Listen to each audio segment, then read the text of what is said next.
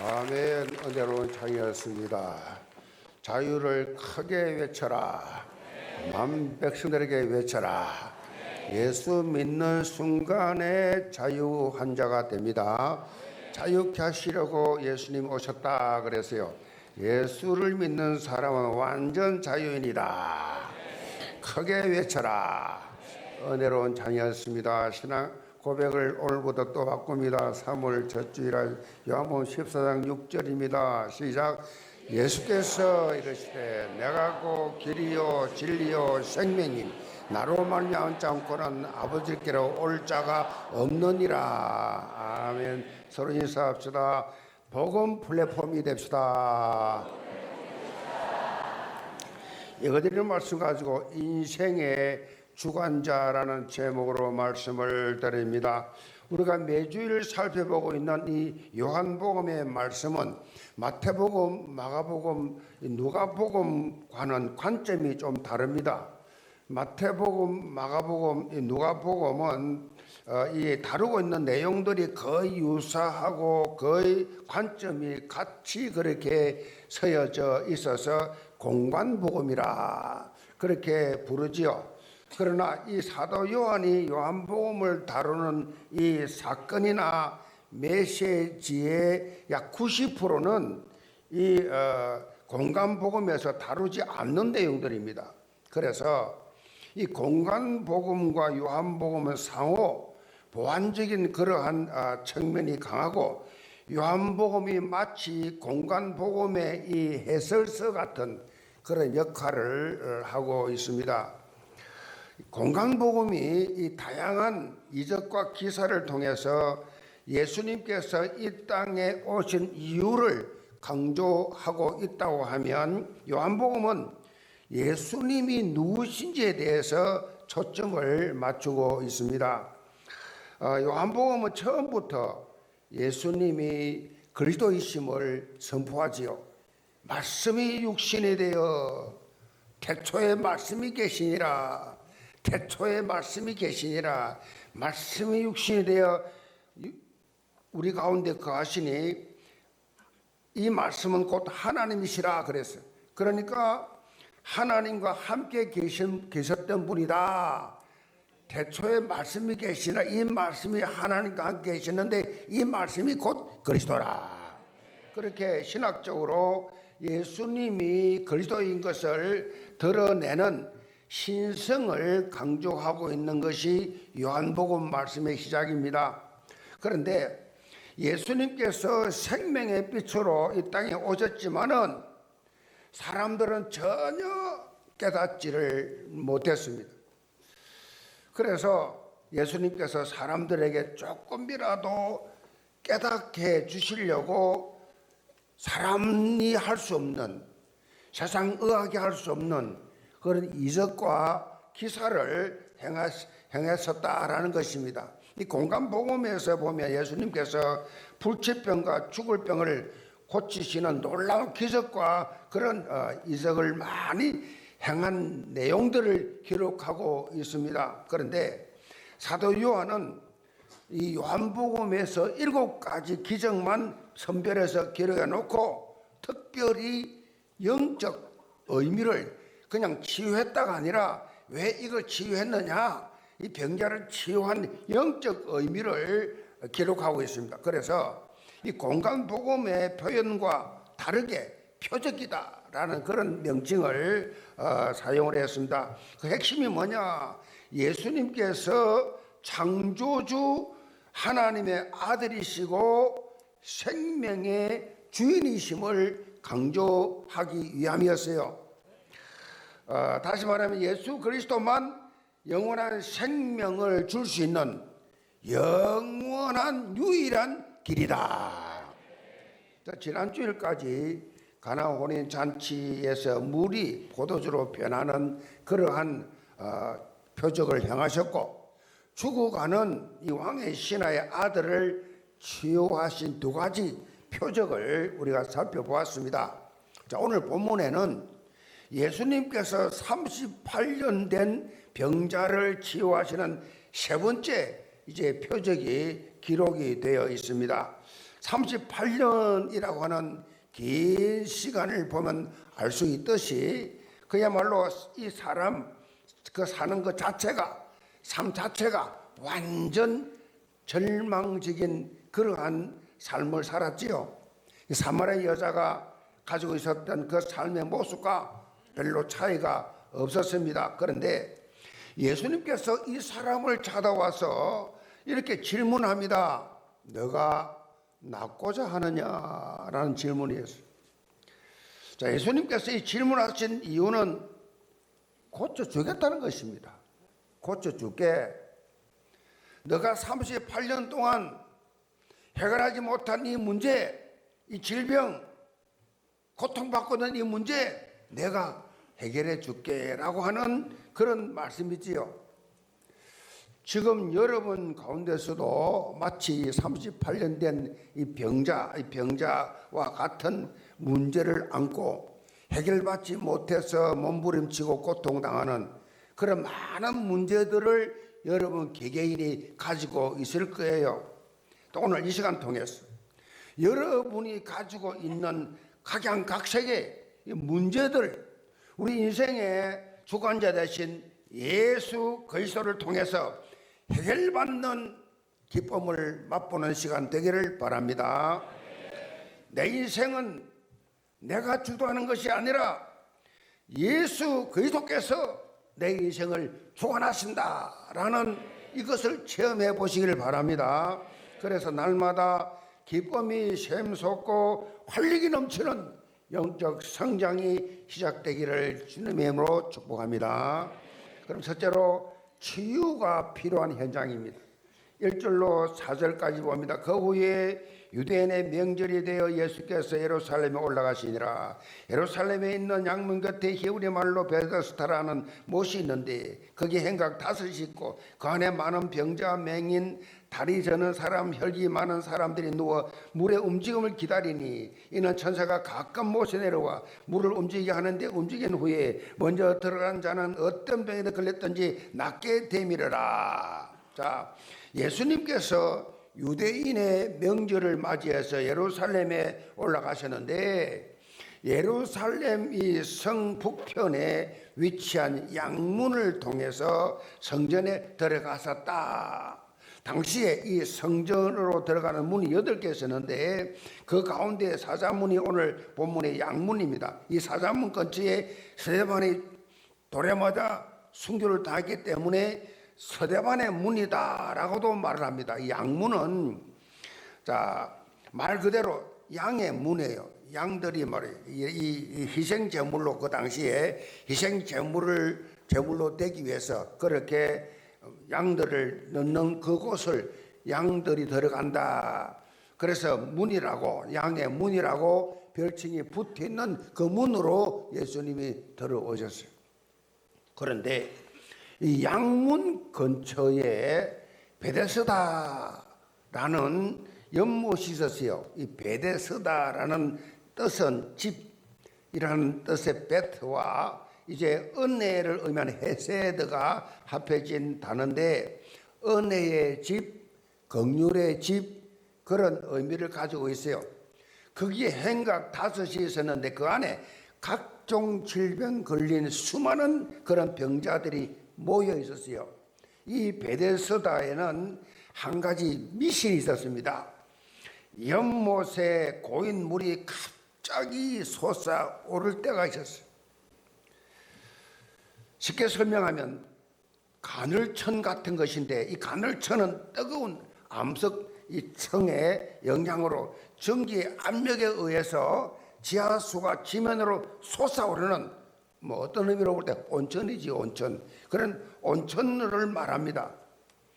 일정한 시간 간격을 두고 간헐적으로 물을 확 그렇게 뿜어내기 때문에 간헐천이라고 그렇게 말하는데 당시 과학의 지식이 없었던 그 당시 사람들은 그들의 눈에는 이런 현상이 마치 하늘에서 천사가 내려와서 물을 휘젓고 가는 것처럼 그렇게 보였어요. 그런데 이때 제일 먼저 연못에 들어가는 환자는 어떤 병이었든지 낫는다라는 소문이 다 나 있었어요. 베데스다 연못에는 이런 미신적 소문을 사실적으로 믿고 물이 움직이기만을 기다리는 불치병 환자들 가득 그렇게 차 있었어요. 그런데 이런 불치병 환자들 중에서도 가장 심각한 상태에 있던 한 병자, 자, 이 5절 봅니다. 거기에 38세 된 병자가 있더라. 예수께서 그 누운 것을 보시고 병이 벌써 오래된 줄 아시고 이르시되 너가 낫고자 하느냐?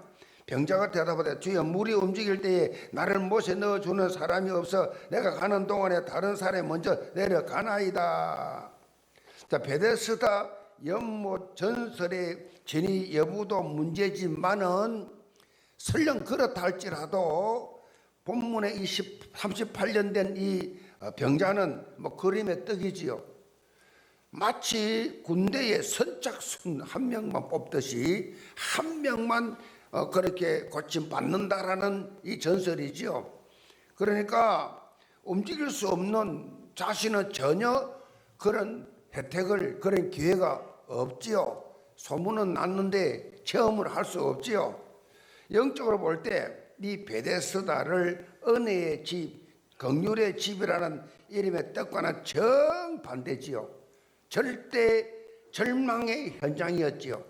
지금 하나님을 떠난 세상 불신자들이 바로 이와 똑같은 현장에 지금 살고 있다. 38년 된 불치병 환자와 똑같은 그런 삶을 살고 있다라고 보여야 됩니다.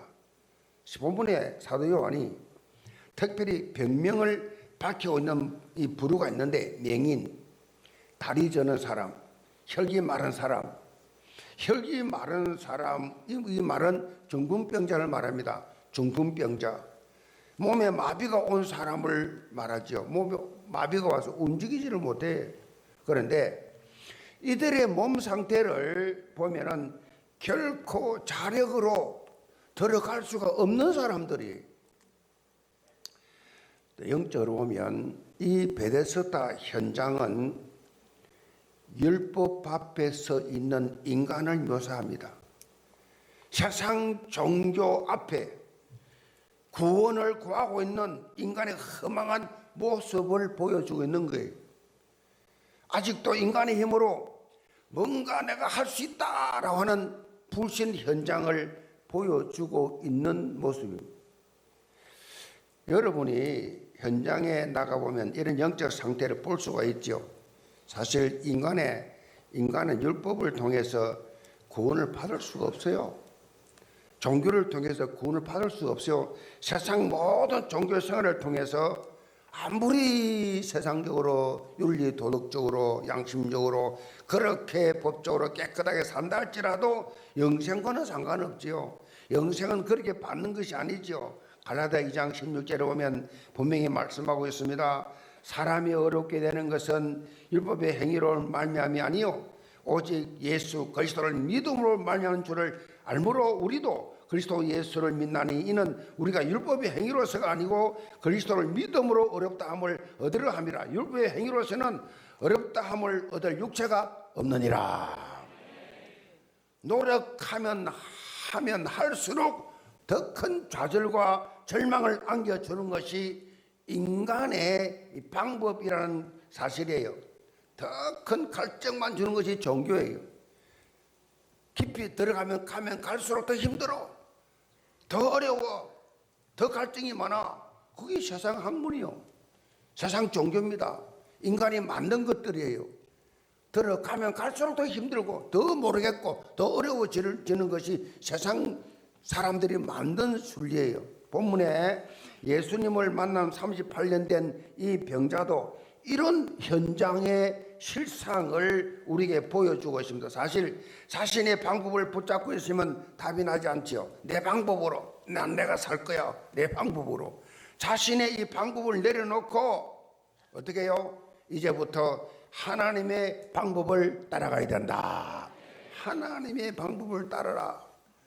너 능력, 너 지식, 너 경험, 너 선입견, 편견 가지고 살았다가는 답이 안 나.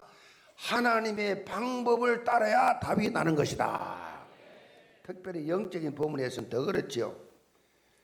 방송가에 보면요, 새해가 된다든가 명절이 그렇게 되면 전보는 방송이 단골 프로그램으로 그렇게 나오지요. 요즘에 디즈니 플러스에서 운명 전쟁 49라고 프로그램을 방영하고 있는데 무당부터 사주 전문가, 관상가, 타로 마스터 등 49명이 운명 이 술사들이 한 자리에 모여서 자신의 능력을 증명하는 서바이벌 게임을 하고 있습니다.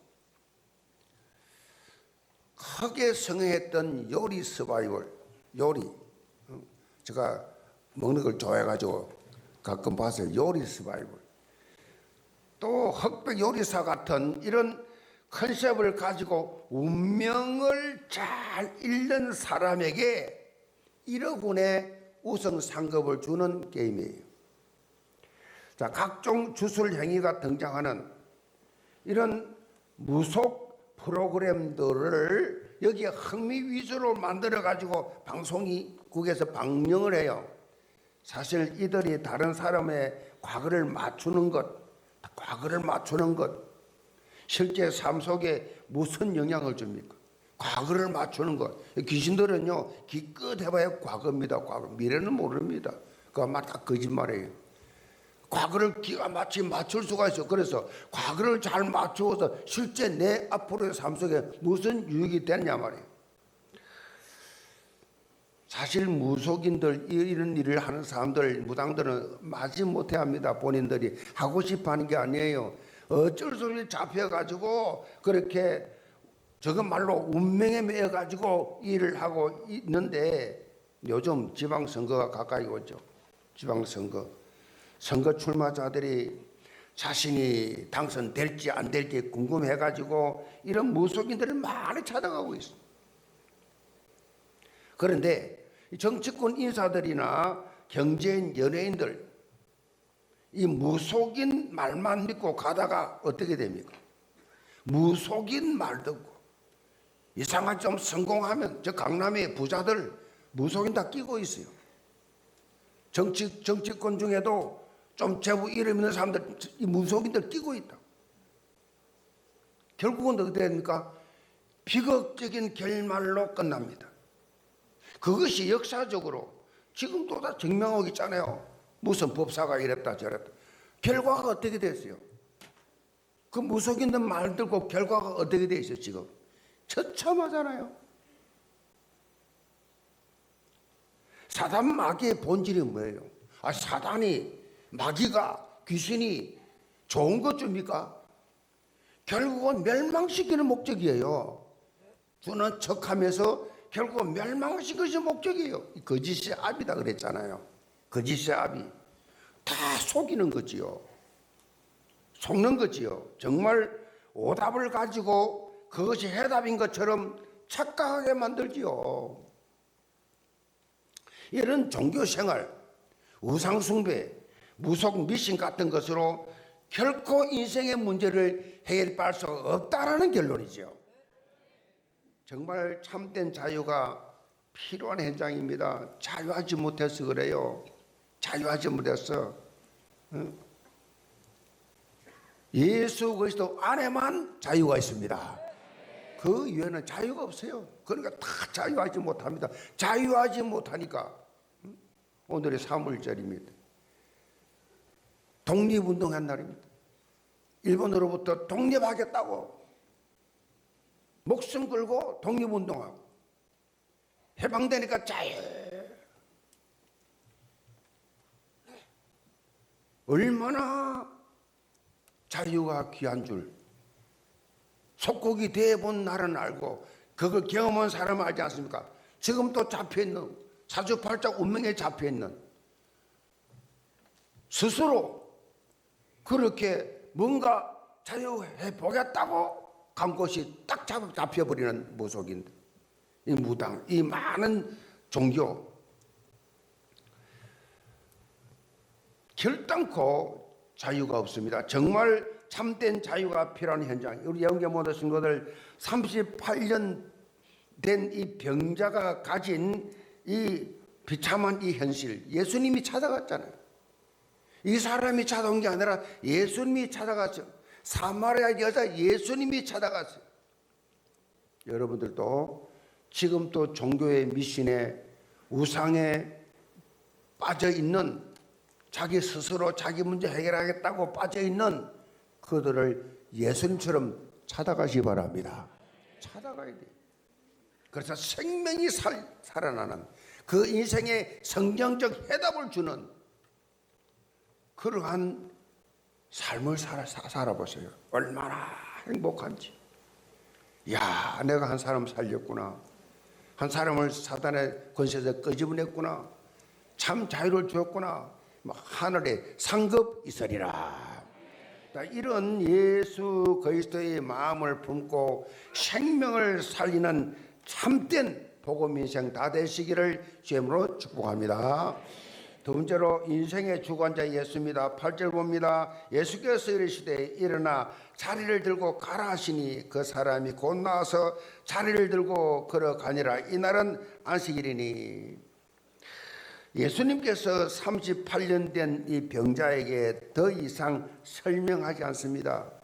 단도직입적으로 일어나 자리를 들고 걸어가라 말씀하셨어요.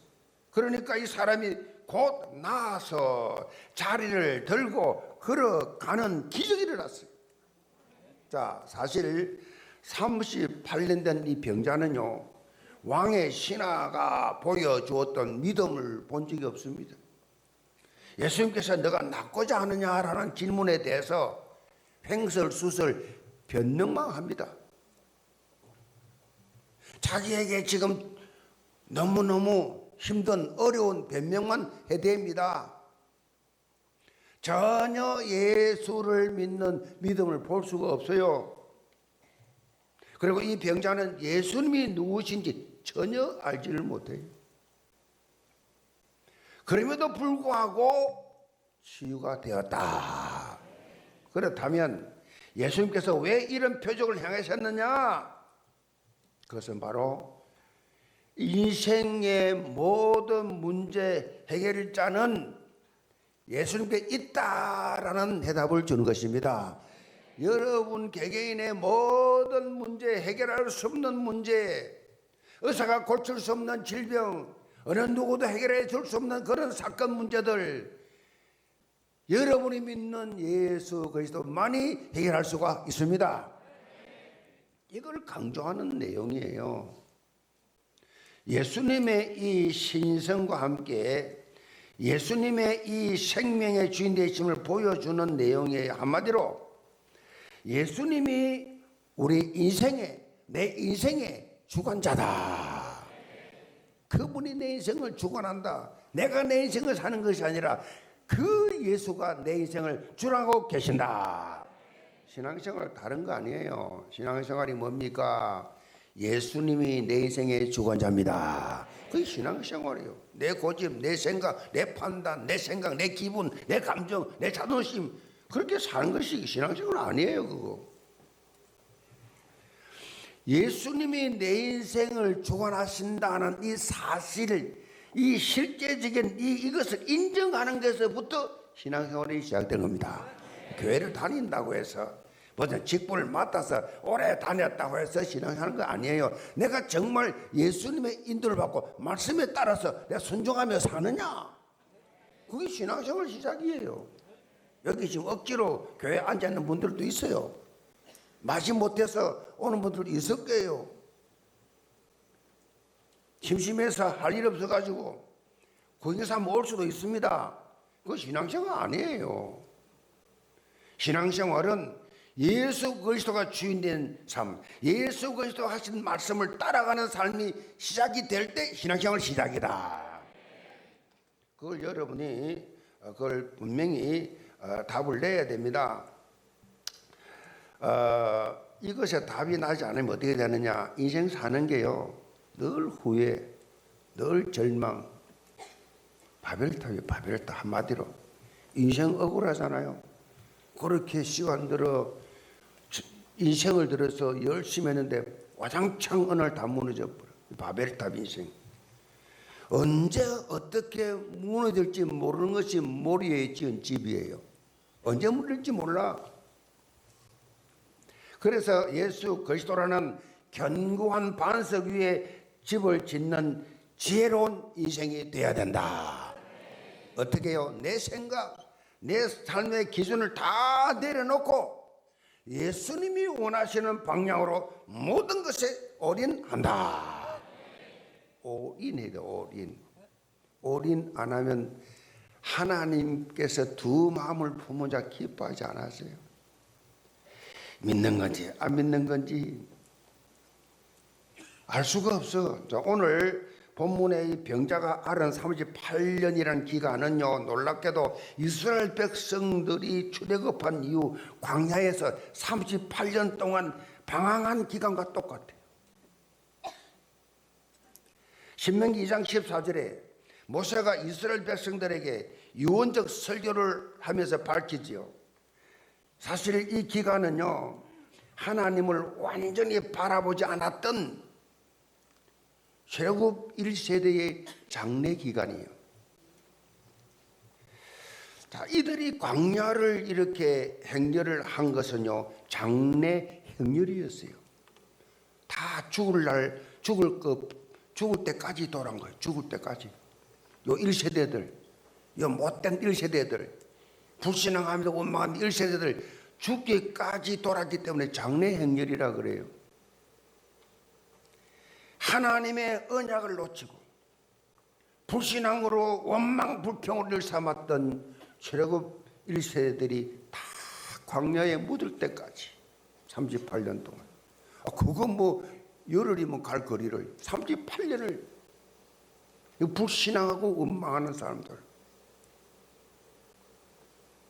가나안 못 들어가게. 사실 이들이 얼마나 많은 기적을 체험했습니까? 출애굽 시작할 때 모세를 통해서 상상도 할 수 없는 10가지 재앙, 하나님만이 할 수 있는 10가지 재앙을 그들은 직접 다 체험했습니다. 그 정도가 아닙니다. 나오자마자 홍해를 쫙 가르시고 건너게 하시고 그 추직에 오는 로마 군병들 다 죽이는 그 현장을 다 체험했습니다. 광야 생활하면서 무슨 농사를 짓습니까? 계속 가야 하는데 농사를 못 짓습니다. 그런데 어떻게 200만 명이 넘는 이스라엘 사람들이 다 살았습니까? 하늘에서 매일 아침마다 만나와 메추라기가 내려옵니다. 이거를 다음 날까지 먹으려고 꼬불치는 다 썩었어요. 매일매일 대로 이걸 매일 먹었습니다. 그런데 이들의 입에서 나오는 말은요, 참 불신앙이에요. 원망불평이에요. 우리는 좀 이해가 안 되죠. 원망불평. 언제 문제와 사건만 일어나면 원망불평. 평소 때 잘 몰라요. 문제 사건 나와봐야 알아요. 교회가 어려움이 와봐야 알아요. 자존심이 한번 상해봐야 알아요. 문제와 사건은 불평 원망합니다. 1세대들 그렇게 받은 은혜는 다 잊어버리고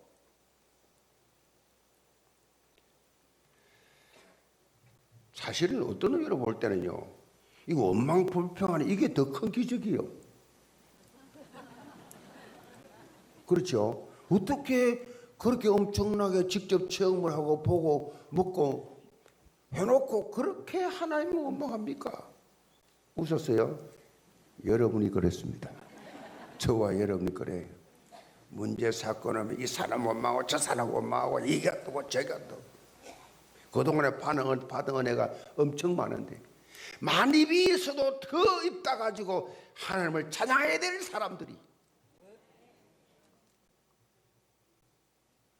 5만 대만 죄를 다 지어놓고 하나님 앞에 징계받지 않고 용서받고 당당하게 하나님 예배할 수 있게 된 게 너무 감사해서 찬양해야 될 사람들이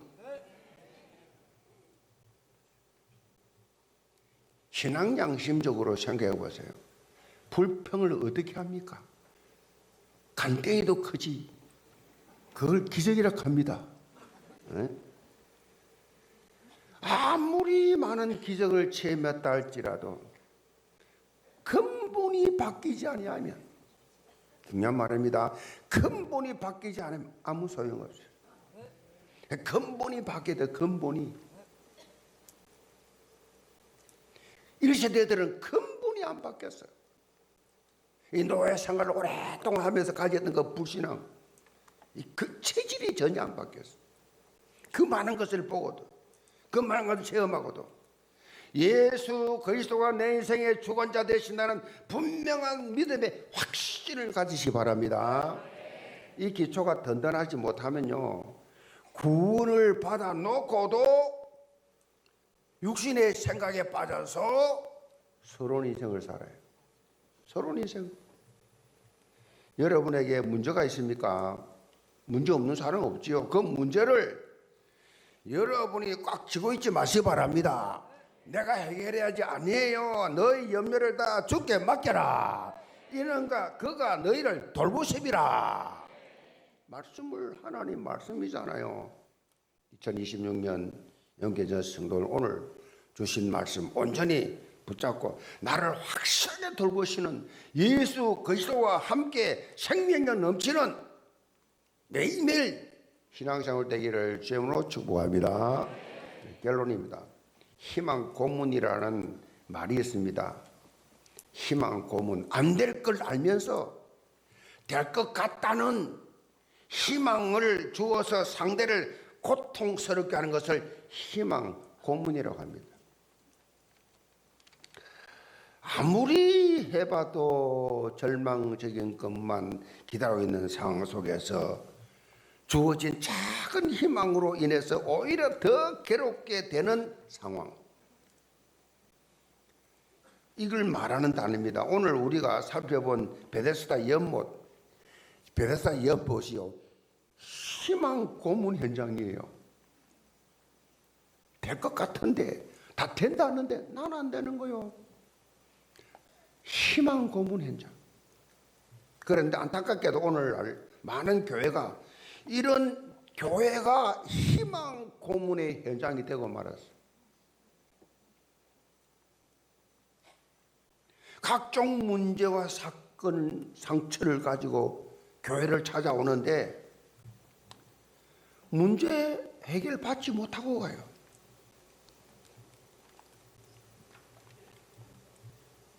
기복신앙의 영향으로 뭔가 성공과 형통의 비결을 말해주는 곳이 교회라고 착각을 하고 들어옵니다.